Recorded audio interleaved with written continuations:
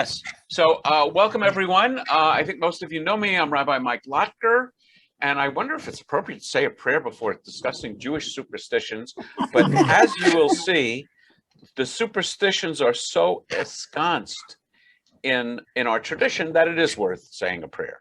So here it goes. Baruch atah Adonai Eloheinu melech olam asher kidshanu b'mitzvotav v'tzivanu la'asok b'divrei Torah. So for some people, the idea of Jewish superstition or any religious superstition might seem to be redundant. Some would argue it's all superstition. So I would describe religion and religious texts as sacred myths, not superstition. Sacred myths are our founding stories. Whether they are true in a historical sense or in a scientific sense is as beside the point as the question of whether the boy who cried wolf story ever really happened. The significance of the story of the boy who cried wolf is to teach a lesson. And whether it actually happened or not really is beside the point. A dictionary definition of superstition is a way of being in control of a situation, an irrational fear with little or any substance. Psychologists who have undertaken studies in the role of superstitions have defined them as often a means of pacifying what could well prove to be an anxious occasion for an individual, empowering them with a greater sense of confidence in their ability. The goal, of course, is to get control over something that we don't control. So we actually have a pretty large group. We have 33 people. So I don't think I'm just going to open the floor, but if you want to type into chat your favorite superstitions, I will glance at them from time to time. Since I've been putting together these talks, I have a lot that I've uncovered, but every time I give this talk, people come up with more and more on their own. So my goal really is to mention a bunch of superstitions, I'd say most of which you will be familiar with, and to talk about their origins. So hang on, I'm going to try and get chat into a place I can easily see. Aren't some of them bubba mices? Well, a bubba mice meaning a wives' tale. Yes, they're all tales. So the question is, yes, so they're bubba mice. So I don't know if what that means to you. So I'm just glancing at a few of them. If you put a hat on a bed, someone will die. I've never heard that. Never heard that. That was from my father. He used to say that. Okay, so it's dangerous to open an umbrella in the house. That one I have heard. Okay, so never put shoes on. Okay, guys, we really can't just do contributions because I'll never get through this. So spitting 3 times, pooh, pooh, pooh, kinahurah. You've heard this? Yeah. Dream scene from Fiddler on the Roof to ward off the evil eye. I'm going to talk about kinahurah. So I want to start with something shocking. This popular Jewish superstition may have its origins in the Christian Bible, in the New Testament, which mentions the miraculous power of Jesus' spittle. And there's a couple of quotes. They brought unto him someone who was deaf and had an impediment in speech, and they took him aside from the multitude and put his fingers in his ears, and he spit and touched his tongue and looked up to the heaven. He sighed and said to him, Efatata, that is, be open. And straightway his ears were open. No, this is Jesus in the Gospel of Mark. And the string of his tongue was loosened, and he spoke plain. And there's another one in the Gospel of John, again, dating back to the New Testament. And somebody's mentioning that their mother told them to spit 3 times when they saw a hearse. That one I've never heard of. I have heard of the red bows on the baby's crib, and we'll talk about that one. So knocking on wood. Lots of my Jewish friends are knocking on wood. It probably predates Judaism and Christianity. There's a general belief that evil spirits would hang out in woods and in trees, and so you knock on them to frighten them away. The Christian connection, of course, is to the cross. So next time you knock on wood, try and orient yourself. Are you invoking pantheistic or Christian origins? Knock wood. Probably the best known one, at least for me, is kinahurah. it's really a reference to the evil eye, which is ayin, is I hara, evil.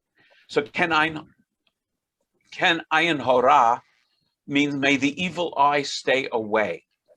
And here there is a very extensive literature. I actually just bought a book. I should bring it. It's somebody's PhD thesis on Jewish magic. There is a tremendous mythology of gods and spirits and adversaries. This is both in Judaism and pre-Judaism. Spirits and adversaries who envy our joys and triumphs. So if something is good happening to you, if you pronounce it and mention it out loud, you're inviting the evil spirits. So for the classic one is someone comes up, Bubby is wheeling the baby along, and someone comes up and says, "What a beautiful baby." Okay, this will be followed by kinahurah, by spitting. God knows it actually reminds me of a wonderful story. Somebody does this and comes up to Bubby and says, "What a beautiful baby." And she says, "That's nothing. You should see the pictures." The practice of tying a red ribbon or a string to an infant's crib, or sometimes their underwear, also is against the evil eye. And I've heard some connections to, in the story of Joshua, they tie a ribbon to the home, it actually is a harlot, of a woman who helped Joshua and helped them spy out the town of Jericho, and the ribbon protected them. And so that may also be part of this idea of the protective value of a red ribbon. And then, of course, you will also hear, if somebody mentions something bad, you say, "God forbid," about bad things happening. If you mention them in speech, if it turns out, that he or she has this, God forbid. The opposite, the flip side of that is God willing. So in Hebrew, that would be Bezrat Hashem. And actually in Arabic, it would be Inshallah. And the Arabic is very common in Jewish communities and Muslim lands. This is kind of a standard Sephardic expression, meaning God willing. Okay, someone's mentioning, I heard this from my grandmother also, don't jump over or step over your brother or sister while they're on the floor. They won't grow. Right. That one I have heard. And of course, with the evil eye, probably the most unthinkable temptation would be to hold a baby shower. Baby showers in Jewish tradition are absolutely unknown. It would be a horrible temptation, inviting the evil eye. And the evil eye has a presence in many cultures. Yes, and then I have in my notes this business about not stepping over someone. My grandmother would actually say, if you stepped over someone this way, she would make you crazy unless you stepped back over them the other way. Oh yeah. Okay. The other, another favorite collection of superstitions have to do with the angel of death, Malach HaMavet. And by and large, the angel of death isn't too bright and not particularly good with names. And I think that's the underlying source of many of these superstitions. So there is an Ashkenazi custom, with which you all know, of not naming a child after a living relative. Right. By the way, that's only Ashkenazi. In the Sephardic world, if you don't name a child after a grandfather or grandmother, that would be a great insult. And there's a Yiddish curse, may someone be named after you and soon, and so on and so on. And so the idea is, the person's death has been decreed, and the angel of death is coming to the home and looking for, Alta Yitzchak, Grandpa Yitzchak. And in the crib there is baby Yitzi. And the angel of death checks her list, his list. I don't know if it's male or female. And by mistake takes the wrong Yitzhak. So that's why you don't want to name someone after a living relative. Also, you may know the tradition of changing someone's name if they're ill. Mm. So, and it's very common to change someone's name to Chaim, like life, or Chava, same origin. And here again, the angel of death is looking for Yitzhak. No, there's no Yitzhak, and can't find Yitzhak. I only see this Chaim, and so on. So that's the way you fool the angel of death. In some of my readings to prepare for this talk, I read that in medieval times, many people would even avoid entering the home of someone who was sick, and not because of contagion, but because of the idea that the angel of death may be hovering around. And just so I want to recognize the sisterhood by giving them some troubling news from the Zohar. The Zohar teaches that all magic comes, actually it's both positive and negative, I shouldn't say this. All magic comes from women. And there's a reference to Psalms in this.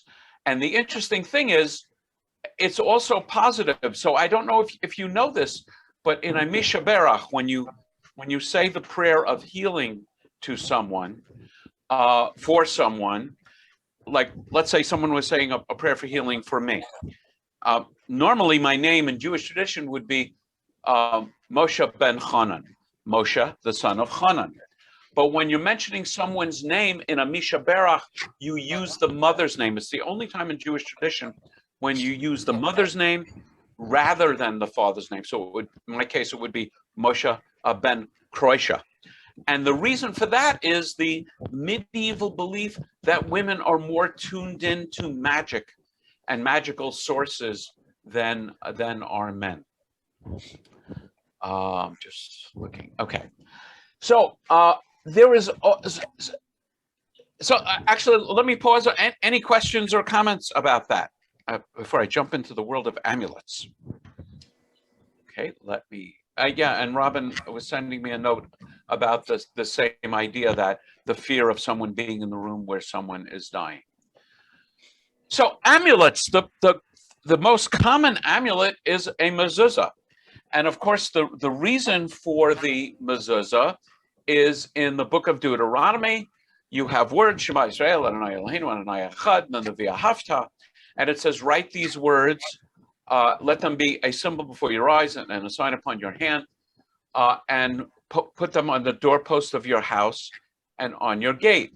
The Hebrew word for doorpost is mezuzah. So I think, as you know, now I'm going to switch cameras. Let's see how well this works. I have set up a camera for a close-up. Okay, are you ready for your close-up? I'm going to use an old mezuzah, which actually is not kosher because it's in such bad shape. Actually, I don't know how well you can see this because let me try and pin this to my foot. Whoops. Yeah. Let's see. Yeah, you can see it. I think you can see the Shema right there with the large Dalet and the large ayin. And it's written on the skin of a kosher animal. Since this now is no longer kosher, I would be disposing of it. But one of the interesting things, which I bet you've never seen, is on the back of some scrolls, you have these words. Actually, on the back of, let me see if it's in good shape. On the back of many scrolls, here's another scroll, you have the word Shaddai, and the tradition is that the word Shaddai should be in the, should be visible, at least on the back, if you take off the scroll. The scroll is always rolled this way, so the words are protected. But there is a mystical tradition to have this word, actually it's clearer in this scroll. This is really a beautiful scroll, I'm sorry, it's in such bad condition. With the words, kozu b'mutzach kozu. And if you look that up in the dictionary until you're blue in the face, you will not find anything. Because what it is, I ought to keep it up there, it's actually Adonai Eloheinu Adonai, with each letter in the phrase Adonai Eloheinu Adonai using the preceding letter. So it's a code, and it's a mystical thing, and you won't find it on all of your mezuzahs. You'll only find it on some, the ones that are given to mysticism, and Rambam, those that were more rationalists would not use that. And of course, the discussion is how do you hang a mezuzah on the wall? And there was an argument between the school of Hillel and the school of Shammai. One school said you should hang it vertically up and down. The other one said you should hang it horizontally. And this was one of the areas where the school of Hillel, the school of Shammai could compromise. So as you know, we hang it at an angle as you're entering a door. It's on the right side, and the tradition is you touch the mezuzah and bring it to your lips. You're not actually kissing the mezuzah. In a way, the mezuzah is kissing you. And I always think of it as taking a little bit of holiness from these words and bringing it into your body. But clearly, it's an amulet, which people like, and it's gotten so far as to someone gave me a gift. I don't know how well you can see it, but this is a car mezuzah, which is a contradiction in terms, since the word mezuzah means doorpost, and inside the car mezuzah is the traveler's prayer. And I remember, some of you might be wearing it. People would wear what they would call a mezuzah on a chain around their neck. Best of my knowledge, there was never a scroll in them. It was just a little box. So it's really interesting how much this amulet has taken hold of Judaism. And then, of course, in Jewish tradition, there are tefillin, because remember in the book of Deuteronomy, it said, "Put them as a sign upon your hand and a symbol before your eyes." So this is the tefillin. If you open the tefillin, there's a place for 4 separate scrolls, because those kinds of words about being a symbol before your eyes and a sign upon your hand are in 4 different places in the Torah. So in the head tefillin that I just took out, here is one of those scrolls, handwritten again by a scribe, like the Soferet that wrote our Torah. And in the head tefillin, there are 4 separate scrolls. In the arm tefillin, it's one very long scroll with the 4 sections. But again, classic amulet. And, very traditional Jews will touch the mezuzah and kiss them upon entering and leaving the room. So anyway, let me go on. I don't know if there was a question. It's a reason for hanging. There's 42 people. There's 40. Yes, we have 42 people.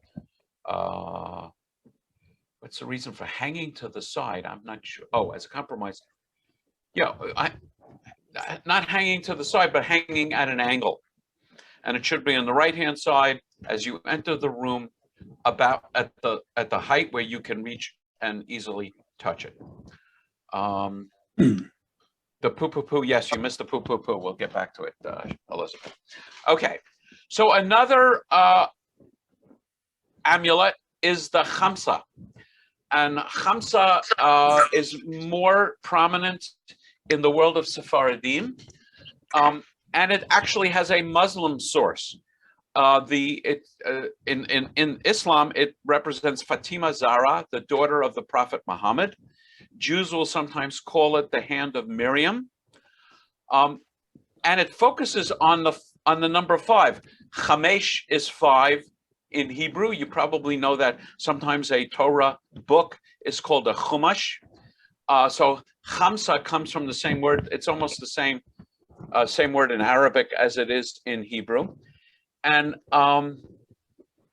the number 5 has the same status among the Sephardic Jews as the number 18 does among the Ashkenazi Jews. So those of you who are Ashkenazi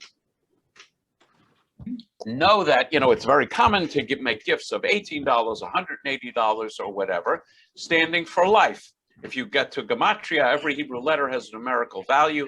Chai, life, the chet is 8, the yud is 10, so 18 is chai. When I met Sonia, with her Sephardic tradition, she had never heard of using 18 as a kind of a standard number for gifts or anything. Her understanding was you do things in units of 5. So I've taken as the great compromise, I do things in units of 90, because that's 5 times 18. You will sometimes see a fish on the chamsa. And that's good luck because the evil eye can't see fish. This is an important thing to notice. There's another tradition that the evil eye can't see underwater. So that's another reason for fish on the chamsa. The other thing you will see, I should have brought some chamsa. Oh, sometimes it looks like the chamsa has 2 thumbs. The hand is symmetric. And there's a tradition that it stands for both giving and receiving. We mentioned tying a red string, made famous in recent days by recent years, I guess, by Madonna. And there's a tradition of tying a red cord around Rachel's tomb. Rachel's tomb is on the way, almost in Bethlehem, and they would surround Rachel's tomb with a red string, and then cut it into little pieces and sell it on the streets of Jerusalem. You can't walk around Jerusalem without having somebody want to tie a red string around your wrist and ask for a contribution, and often thought of as a fertility amulet. I'm just gonna, yeah. So that's the so just I don't know if I covered this while I'm looking at the chat. So the eye on the chamsa is the eye of God. It's like the watching eye of God, protecting us from the evil eye. And I talked about the evil eye early in the discussion. Yeah, so I've answered that question. On the talit, it says when you wear a garment of 4 corners, you should put tzitzit on the corners. If you're not wearing a garment of 4 corners, you don't have to wear tzitzit. For most of us, you can look around. Most of us don't normally wear garments with 4 corners. Maybe in Roman times, you would wrap yourself in a toga or in an equivalent garment. So the Jews, the Torah actually tells us put tzitzit on the corners and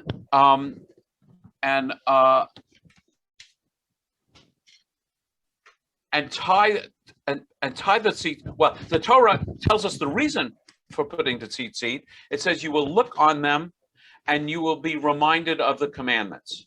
So on the subject of how to tie the tzitzit, the Torah doesn't say anything. So the rabbis developed a system. I'm holding it up. Actually, I'm gonna go back to my other camera. Let me. That Lori Shockett's. Yeah. Okay. So and yes, this was just the easiest way I could come up with it. So it's a complicated way of tying the tzitzit, and what it is a double knot, seven winds and 7 coils, another double knot, 8 coils, another double knot, 11 coils, another double knot, 13 coils. That's the Ashkenazi way of tying the tzitzit. And it's very complicated. It would take more time than I want to take now to explain the reason behind it, but it has to do with the number 613. It has to do with Adonai. It has to do with Adonai Echad. There's all kinds of mystical gematria associated with that. And of course, the Sephardim have a different way of tying the tzitzit. They tie it according to Yud Hey Vav Hey, 10 windings, 5 windings, 6 windings, 5 windings. So they tie it according to the name of God. So sometimes when I'm looking at people's tzitzit, I will point out to them that they are wearing either Ashkenazi tzitzit or Sephardic tzitzit.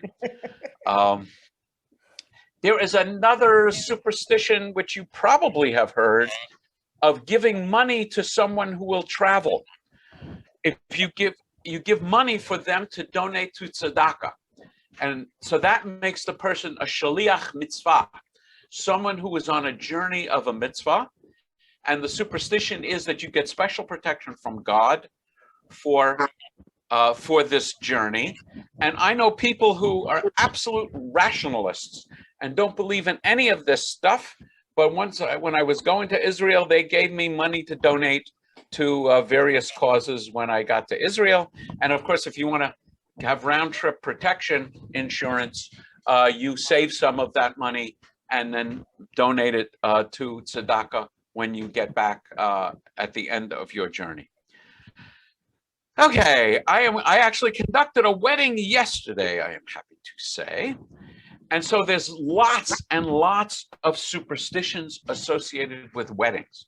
Probably the one you all know the best is breaking the glass at the conclusion of the wedding. And as I mentioned, at every wedding, the origin of that also is probably pagan, with the idea that evil spirits hang out at times of happiness. So we break a glass to make a sudden sound to frighten them away. In many cases, what religious authorities do is they take an existing custom associated with a pagan tradition or another tradition, and they make it a symbol of our own tradition. So in this case, what the rabbis did was to have it symbolize the fact that there is still brokenness in the world, and that even at the times of our greatest joy, we break the glass to bring down the level of ecstatic joy a little bit. The bride is veiled, as you probably know, in a traditional wedding. And in fact, that leads to this custom called bedekin, where I give the groom a chance to identify and make sure it's the right bride. And of course, being egalitarian, I give the bride a chance to check the groom. But anyway, it probably originated, according to the sources that I've been reading, with a protection against the evil eye. Again, the bride is happy, and so the evil eye is out looking for a bride.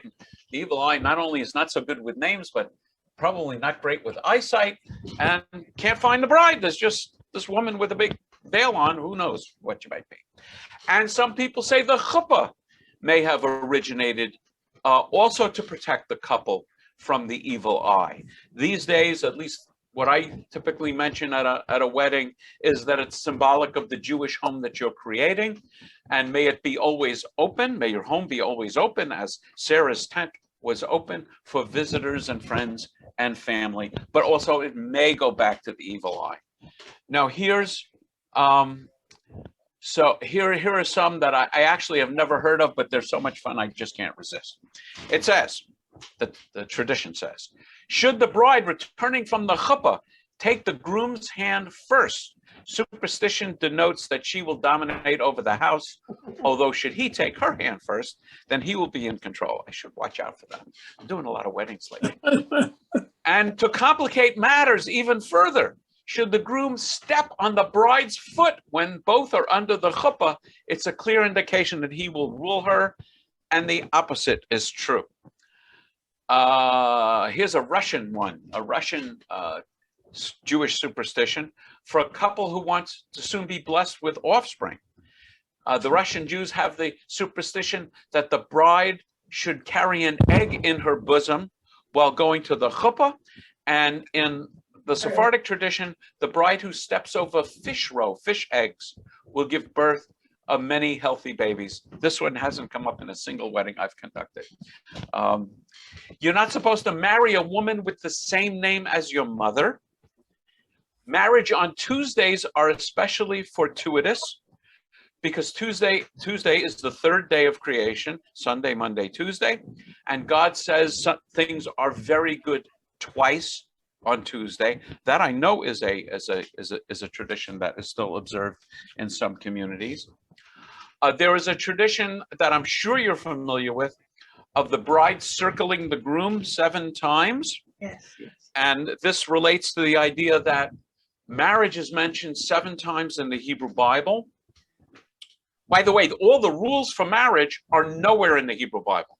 The only thing it says in the Hebrew Bible is that when a man takes a woman as his wife, there's no ritual, there's no procedure. Interestingly, there's ritual and procedure for divorce. Not a very optimistic reflection. So all the rules about weddings are in the Talmud, and the circling is strictly Ashkenazi. It's definitely not a tradition in the Sephardic world, but marriage is mentioned 7 times. So there's a tradition of the bride circling the groom 7 times, circle for her husband. And I always like to add my own little reference on this, is that just as God created the universe in 7 days, so this couple is creating their own universe in 7 days. These days, many brides don't want to circle at all because the dress is just too complicated. That was true of my wedding yesterday. In the egalitarian world, where we're treating men and women equally, often the bride will circle the groom 3 times, the groom will circle the bride 3 times, and they do-si-do around each other once. So that's kind of fun. Let's see, someone is mentioning my great-grandmother was a Sarah, one of her sons married a Sarah. There was a never-ending conflict. Yeah, so that superstition lives on. Me too. And as long as we're talking about marriage, there are also laws of nidah, of menstrual purity. So as you may know, in Orthodox tradition and Orthodox law, it's not just tradition, it's halakha. A man and his wife may not touch each other for 7 days, or during the time of her menstruation, and then for 7 clean days thereafter. And it's more than just touching. He cannot even hand her or she him a glass, a cup, or anything. They would set it down and transfer that way. Of course, they would sleep in separate beds during those times. And then once her 7 clean days are up, she goes to the mikveh for spiritual purification. And of course, what's been going on for these 14 days? The sexual tension has been building and building. And lo and behold, they actually have to talk to each other. So that's a good thing. Sexual tension is building. I think that's a good thing. And then when she comes home from the mikveh, she is at the time of maximum fertility. So it's also a way of ensuring lots of babies. And I am certain that the Reform movement doesn't worry about this at all. And I'm also pretty certain that the conservative movement has done away with the laws of nidah. But in Orthodox world, it is still very much a factor. Someone's asking, why do we raise people up on chairs at the wedding? I actually don't know the reason for raising them up, but the reason for holding the cloth in between them is so that the men and women are not touching. And there's severe rules of sexual propriety between men and women. They don't touch each other. You know, it reminds me of the old joke. The rabbi, the new groom goes to the rabbi, and he's a little nervous about his upcoming wedding. And, you know, he knows all these rules that men and women can't touch each other, and there'll be no dancing. You remember from Fiddler on the Roof, you have the separation of the men and the women at the wedding. And he's really, really nervous about this. So he asked the rabbi, you know, when it comes to intimacy, you know, I have a few questions. And he says, well, go ahead and ask, my son.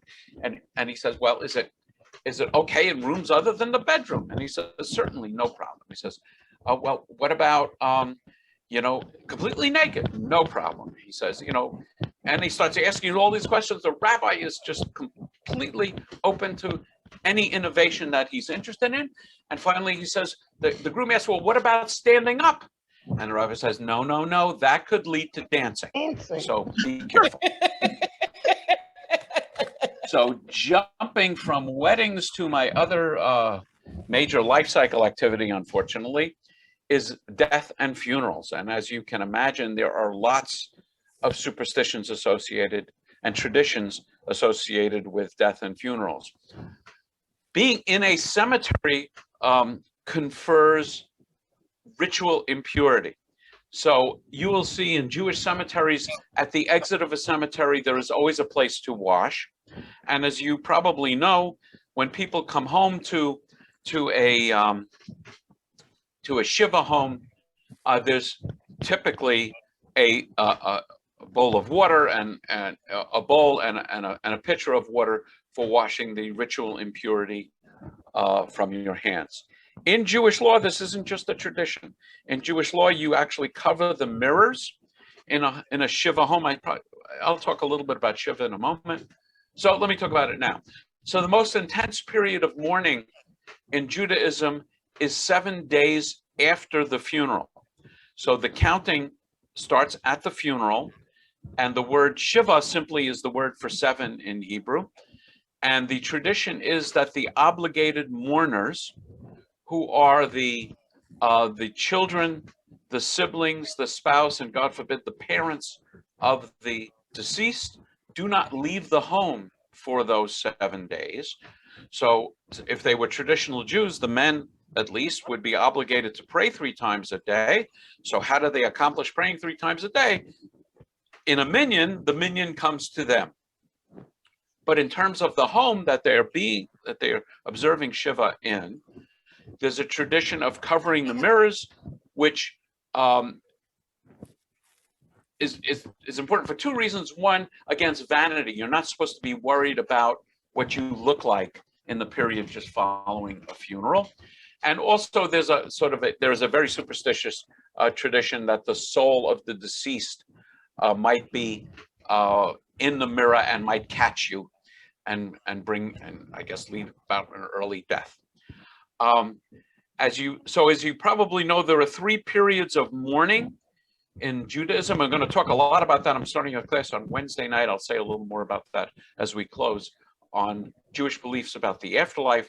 So there's the 7 days of Shiva for the, and then there's a lesser period of mourning of 30 days, and you're allowed to leave the home. And by the way, you don't mourn on the Sabbath or on a holiday, and a holiday like Shavuot that we just celebrated cuts short Shiva. Got to be careful how you say that.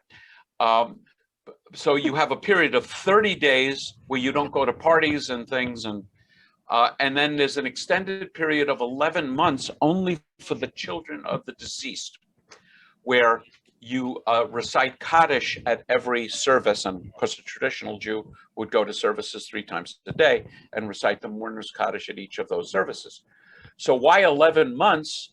There is a medieval understanding about a place of punishment. I'll be saying a lot more about that in the class on the afterlife. It's called Gehenna, and the tradition is you only spend a maximum of a year, 12 months in Gehenna. So why do you say Kaddish for 11 months? Well, you don't want to make a public statement that mom or dad needed every last day of working off their sins. So you would say Kaddish then for a full 12 months. On the other hand, you can't be too careful. So you say Kaddish for 11 months, and everybody says Kaddish for 11 months. We're not asking you for your personal opinion about how long mom or dad is going to spend in Gehenna. One of the really, I think, sweet things, if you can say a sweet thing about hell or a place of punishment or Gehenna, is that you get Shabbos off. So the idea is, and there's some really fascinating descriptions about this in mythology, that Friday night, all the people in Gehenna get released through the gates. The fires of hell are put out, and they go and they actually can go to the gates of heaven and relax for 24 hours. And there are specific rules about not stealing any snow, to bring snow back into Gehenna. But I just came across this one, which I find absolutely fascinating. And this, you will never have quite the same Havdalah again after I tell you this. So in Havdalah, there is a tradition. Of course, there's the candle, the multi-wick candle. There's drinking of the wine, and then there are the spices. And the tradition I've always heard about the spices is that on the Sabbath, you get an additional soul that accompanies you. Right. And then at the end of the Sabbath, that soul departs. So you smell the spices, and that consoles you for losing your neshama yetera, the additional soul that you've had. Well, the connection to Gehenna is an interesting one. So think about it. It's now the end of the Sabbath. So down in Gehenna, the fires of hell are being relit, okay? And they don't smell very well. So what you are going to have the spices to smell to protect you against the smell of Gehenna and the fires being relit. This one I never heard. And also along the same vein, there are issues about people worrying about all of these souls who are freed from Gehenna and are wandering around on the Sabbath. So it's just another thing to worry about on the Sabbath. Another tradition that I bet you've heard of is the one of children not staying at services for Yizkor. And of course, this is most prominent on Yom Kippur, when a lot of people will come out for Yizkor service. So the idea is that children should leave, because if they recite the Mourner's Kaddish or even hear the Mourner's Kaddish, that would be a way of them, in effect, encouraging the death of their parents. There's also a tradition, of the Kohanim bless the people with their hands like this, which is the origin of Spock's Live Long and Prosper.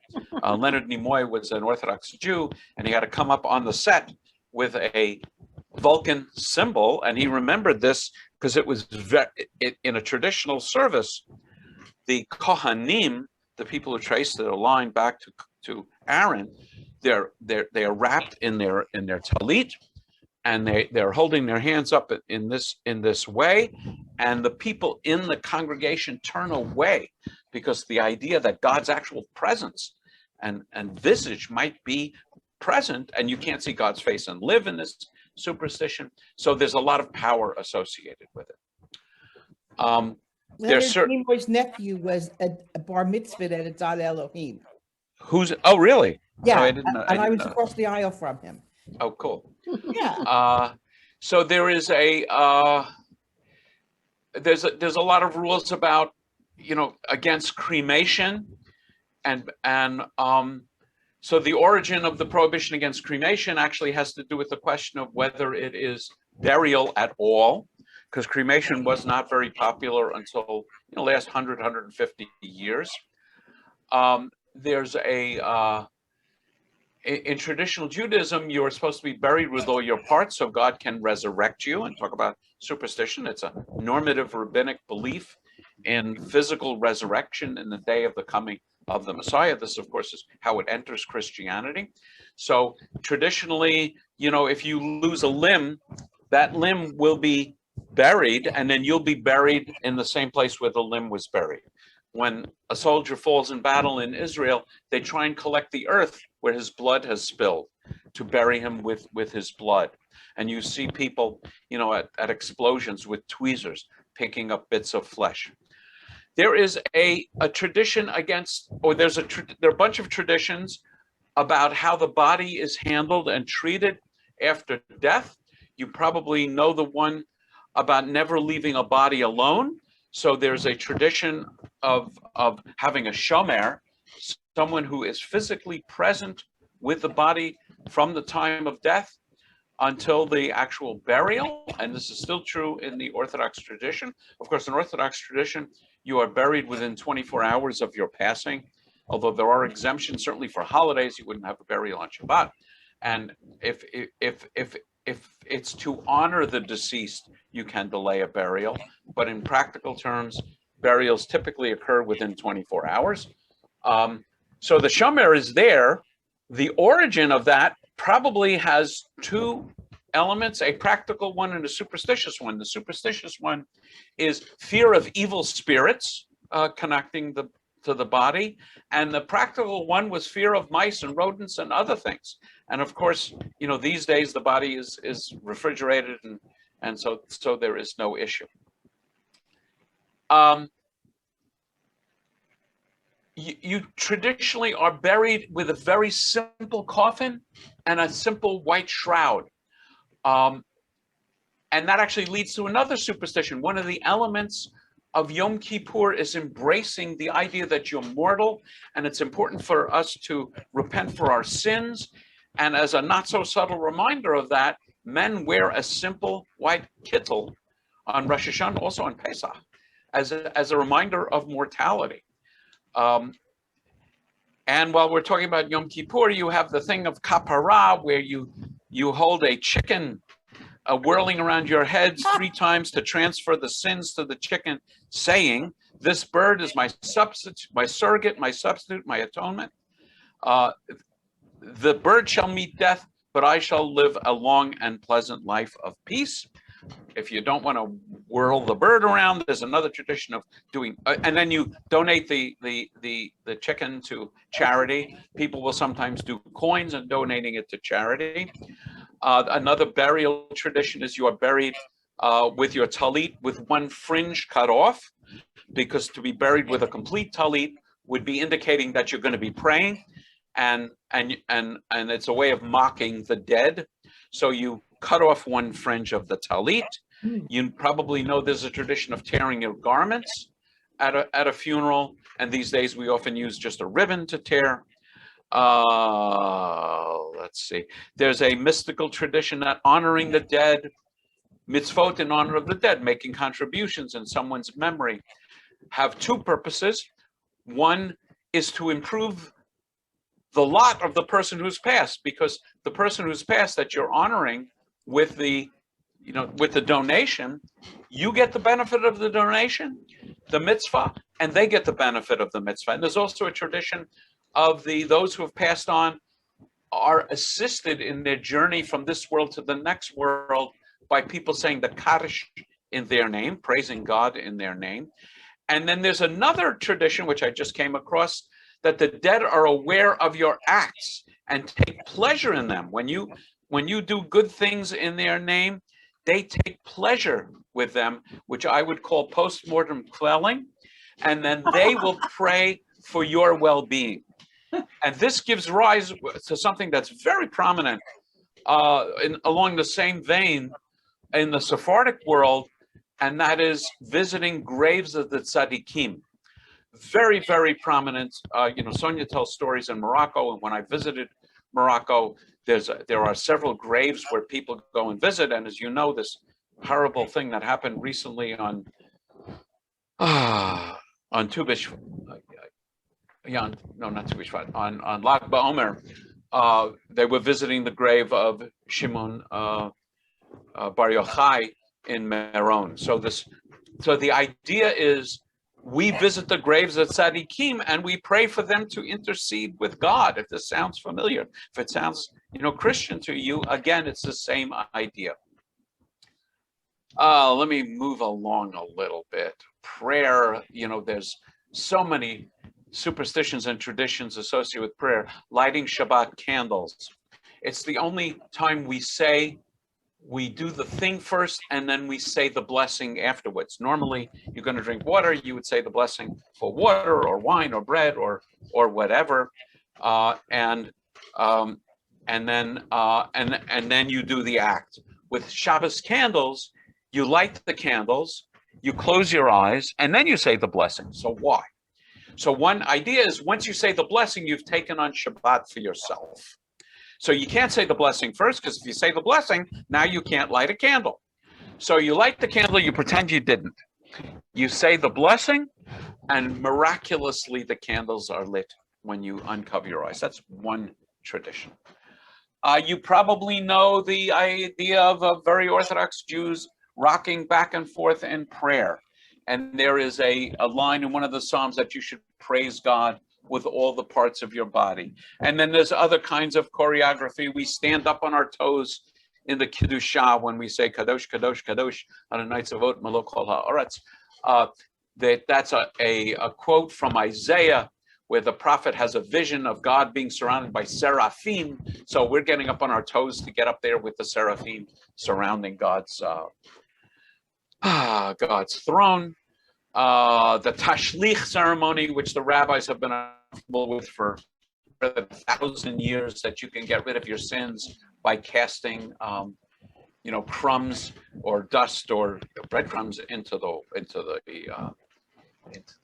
a body of water, and then even putting little fiddles in the Western Wall. This I'm sure you're familiar with. You write a prayer, you put it in the Western Wall, and presumably, that's close to God. If a very disillusioning moment for me is, I would love to hang out at the Western Wall, and I would go there sometimes late at night, and you'd see the guys with pressure washers washing the wall and all the fiddles would be falling out, and they would just sweep them up.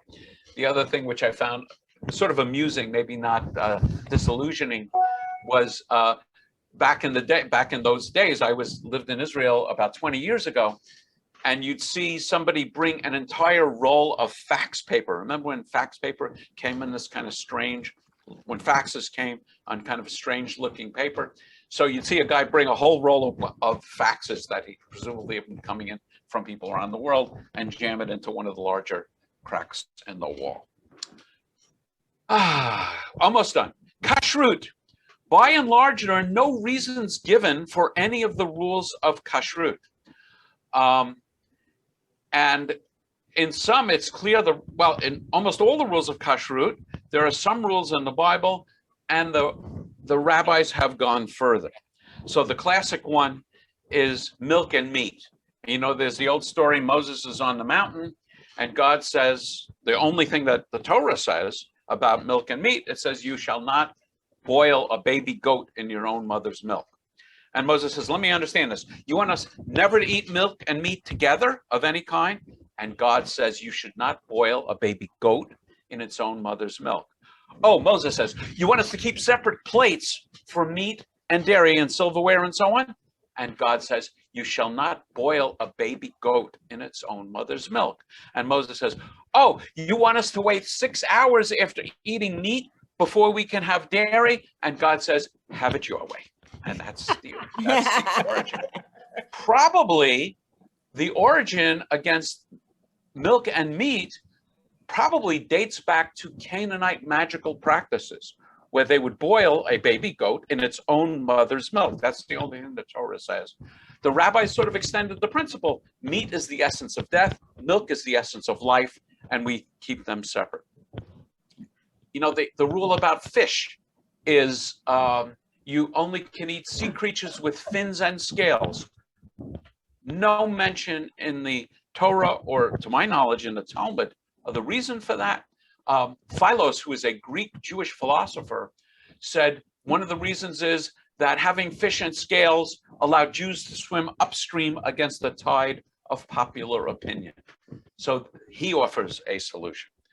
And of course, we have the chametz on Pesach, and one of my favorites, and that is selling your chametz to a non-Jew, because not only are you not allowed to eat chametz on Pesach, but you're not allowed to own chametz on Pesach. So we engage in the sale of the chametz to a non-Jew. So I will move toward a conclusion with the meaning of the word mazel tov. I explain this at every Jewish wedding, because when the groom steps on the glass, everybody shouts mazel tov. The Hebrew word mazal refers to stars, and actually constellations of stars. The rabbis were believers in astrology. And as you may know, there are astrological signs of the zodiac found in mosaics on floors of synagogues. And when we had the discussion of Fiddler on the Roof, on the wall of the synagogue was reproduced. I mean, it wasn't an original synagogue in the film. Again, signs of the zodiac. So that may well be the real origin behind the 12 tribes, and maybe even the 12 disciples of Jesus is the magic of the number 12 having to do with the signs of the zodiac. Superstitions. But according to the words found in the 13th century German Jewish treatise, the Book of the Pious, they wrote, one should not believe in superstitions, but it's best to be heedful of them. And then the modern version of that one is a story they tell about a physicist. I think this is Hans Bethe. And someone was visiting him in his laboratory, and they noticed he had a horseshoe in the laboratory. And his colleague said, you know, Professor, I'm shocked that a man of science like you would believe in such a ridiculous tradition of having a horseshoe. He asked him, do you believe in this? And he says, no, of course I don't believe in it. But the good news about the horseshoe is it works whether you believe it or not. So that's fortunate. I'll close with my understanding of the difference and the definition between mystic and magic. Mystic, the magic idea and I would call this the idea of Jewish observance. I'm just moving around my little chat window here.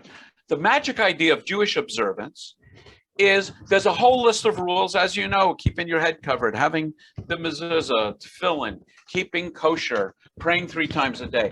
So the magic idea of these things is if I do them, I can control God.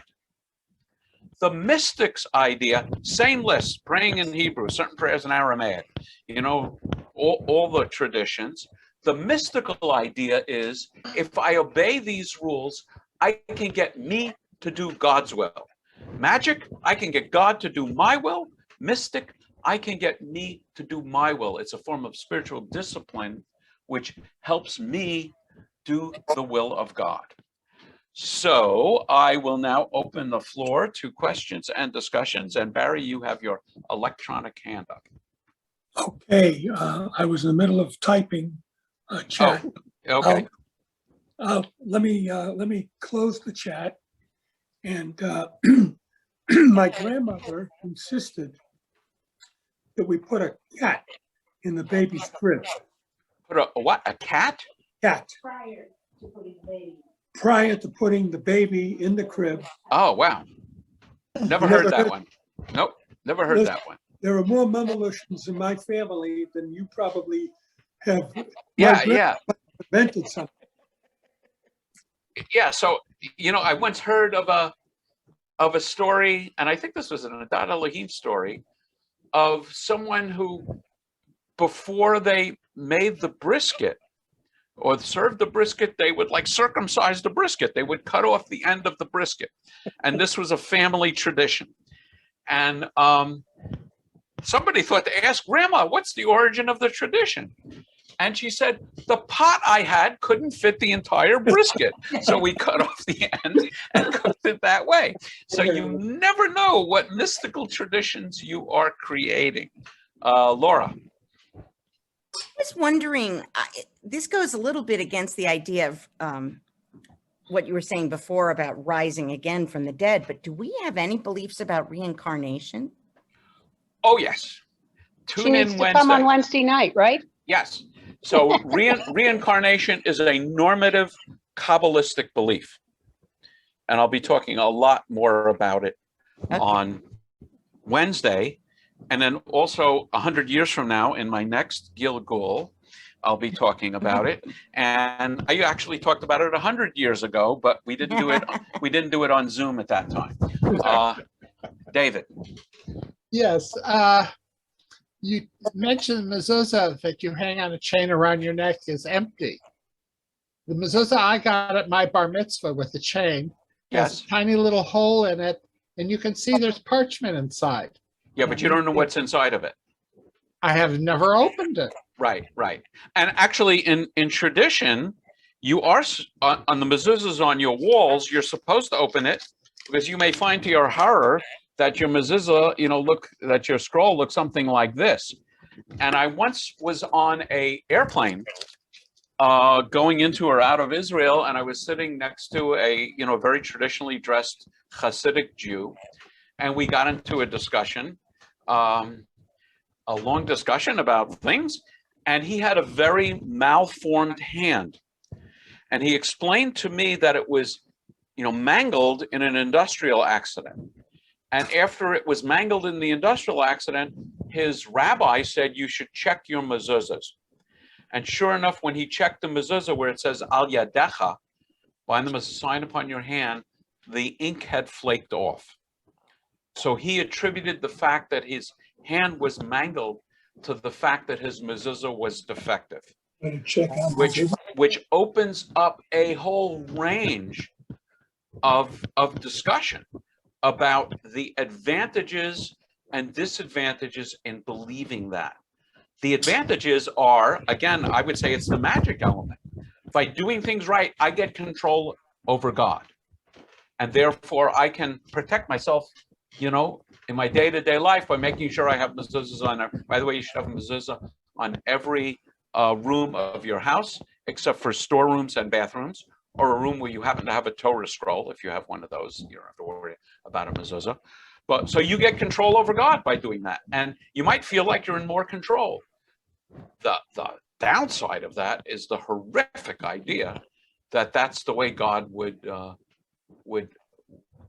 punish you for such a small ritual violation. I'm not sure which order hands have gone up, but I'll call on Bob Salfi. You're muted, Bob. Bob, you're still muted. Okay. Okay. You talked about, when putting up the mezuzah, you talked about putting it on the right-hand side of the doorway. As you enter the house. Right, as you enter the house. The house or the Is there yes. because there are many superstitions about left-handedness. Left-handed is evil. Yeah, so the left hand in many traditions is associated with uncleanliness because for right-handed people, that's the hand you wipe yourself with.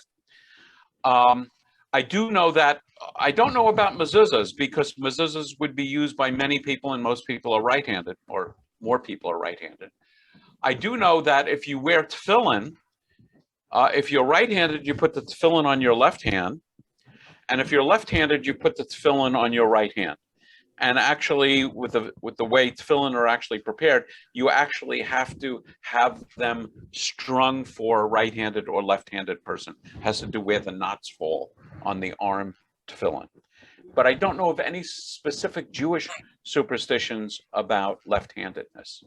Because the word sinister Yes. is the Latin word for left. Yes. Yeah, absolutely. Yeah, so I don't disagree. Nancy. I wanted to know if you would just repeat the reason for the 4 sections of the tefillin.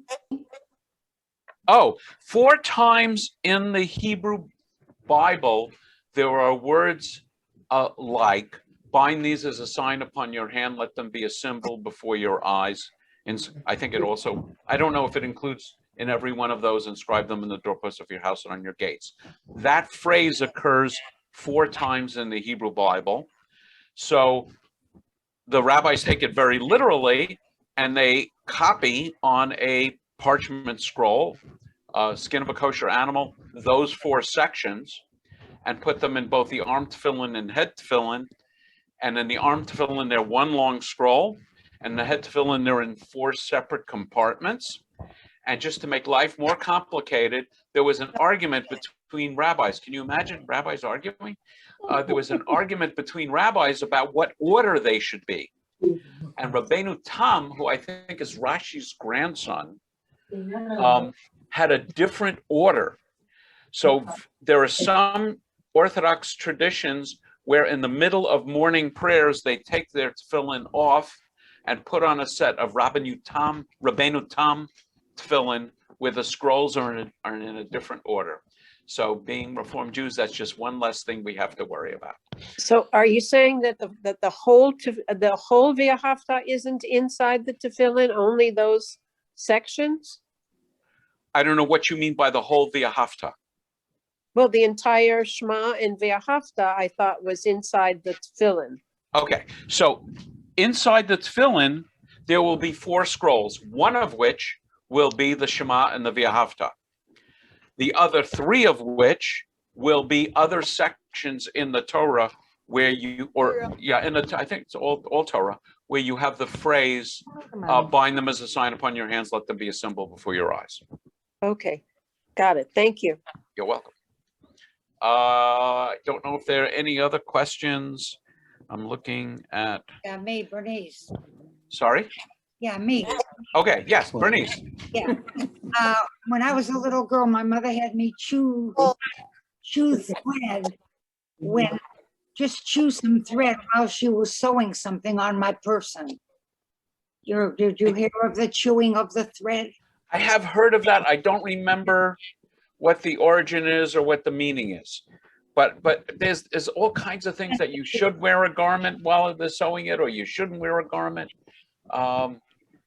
but I have heard of that one. Yes, and it's throwing salt. You know, I think that I'm probably not specifically Jewish. Oh, yeah, she said, I think she said something about, the evil eyes. Yeah, yep.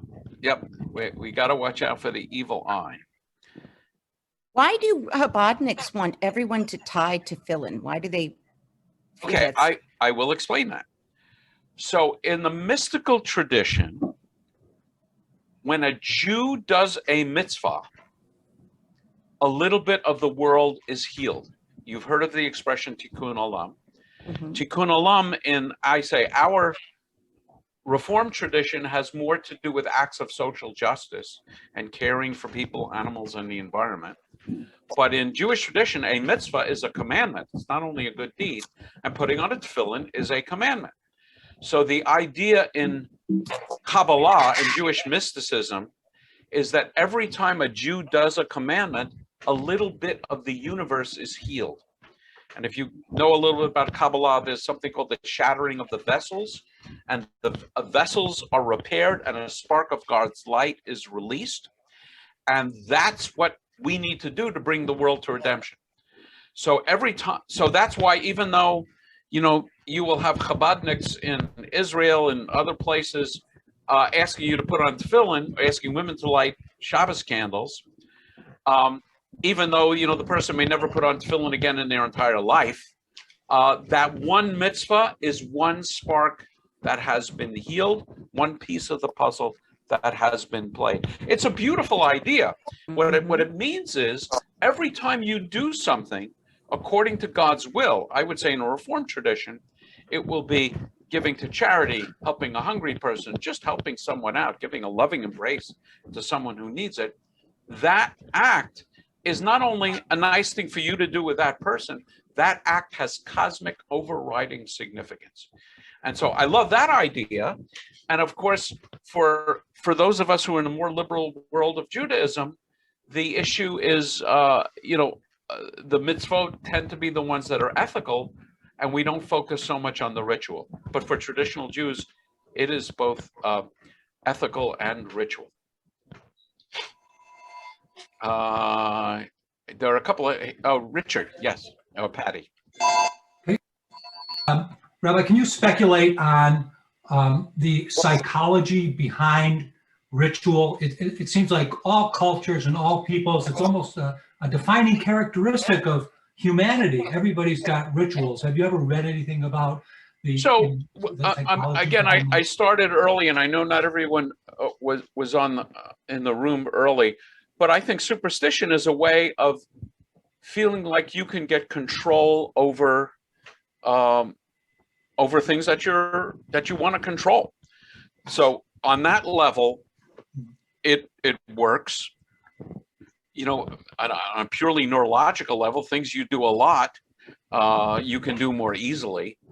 But I would say it's more feeling like you're in control of things. And the idea is, if I obey all of God's commandments, then only good things will happen to me. And by the same token, if I disobey a commandment, even, like having a bad mezuzah scroll, then bad things can happen to me. So it gives me some control over what is inherently uncontrollable.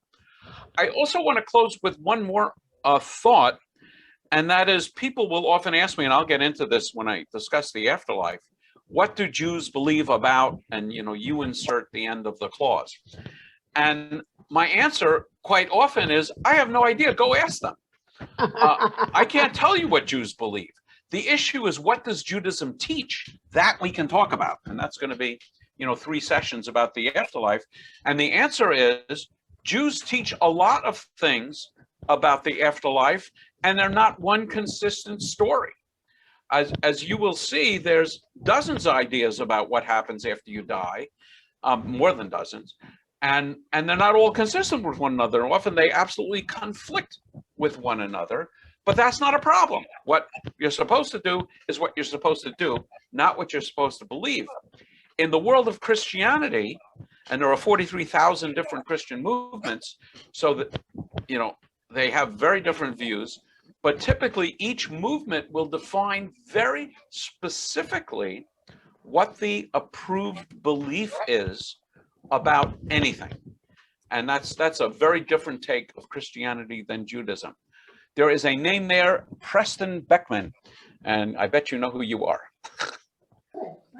It's Bunny. And you have your, Beckman. you're muted. I'm unmuted. Hi. Now you are. Perfect. Hi, I'm Bunny. Hi. So I wrote a question in the chat, but that's why. Oh, I see it. Yeah. So I was brought up in a kosher home. Have you heard about planting a fork or spoon in a pot of soil and keeping it there for several weeks if you have used that milchadic fork in a fleischadic food? Right. There are different ways of koshering things, either for the first time or making something that's been exposed that from what is unkosher to kosher. And they usually have to do with heating them or boiling them or exposing them to a flame. I have heard about burying it in dirt. I actually have, I don't know what the Jewish law is on that. Being a Reform rabbi, I can confidently say this never comes up. But I was watching an Israeli movie the other day, and one of the lines that I thought that was very funny, it wasn't actually happening. It was kind of this guy daydreaming about telling his mother, yeah, I think bringing home a non-Jew, and how his mother was going to react. And so he's imagining that she's going to come after him with a knife. So to stop him from coming after them with a knife, he yells at his mother, "It's a milchadic knife. It's a dairy knife," and that stops the mother, at least in this daydream, which I think is hysterical. Okay. Any other questions or alternative sermons? So thank you for coming. This is a fun subject, and I will be, as I mentioned, continuing my discussion of the afterlife, or beginning the discussion of the afterlife, this Wednesday night at 7 o'clock, and it's in my own Zoom room. And the easiest way to find my Zoom room is just to go on my website, lotker.com, and it's posted all over the place. If you need to find, I think the temple also has it. Also, Monday nights we have a discussion group, which I think was interesting. And someone raised the question, can we discuss anti-Semitism? So I'm going to talk a little bit on Monday night, tomorrow night, 7 o'clock, in my own Zoom room, about the origins and the issues relating to anti-Semitism. So I will turn it back to Professor Salfi, and thank you for coming. Thank you. Well, thank you very much, Rabbi. We greatly appreciate this. And Suzanne, would like to say something on behalf of the sisterhood. I just wanted to say thank you on behalf of the sisterhood Oh, it's my pleasure. for being as wonderful. And the brotherhood. And the brotherhood. And just want to let and also the know. gender neutral hood. Right. Right. I want to say another great presentation with Yeah, lots the he, of she, it, they, them. interesting Right. information. I want to ask if people could keep Joni Berger just in your thoughts. She, for Amisha Barak, she just had back surgery and is in hospital. So one of our members asked. Thank you. Right. And this is really the last of the speaker series for the year. We'll be picking up again in probably in September or October. We'll get a lineup, try to get some speakers lined up. And I'd like to thank all of you for attending. And Rabbi Lotker, always interesting and informative. So have a good rest of the day, and take care. May you all be well. Thank you. Bye.